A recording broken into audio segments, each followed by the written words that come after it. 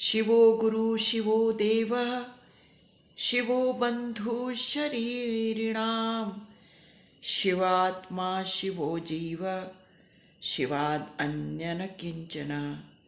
शिवे भक्ति शिवे भक्तिर्भवेत् भवेत् सदा भूयात् सदा भूयान्न संशय। करचरणकृतं वा कायजं कर्मजं वा श्रवणेनजं वा मानसं वा पराधं विहितम् अविहितं वा सर्वमेतत्क्षमस्व। जय जय करुणाब्धे श्री महादेव शंभो।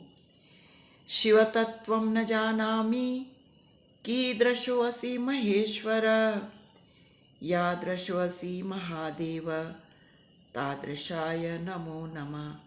ओम नमः शिवाय।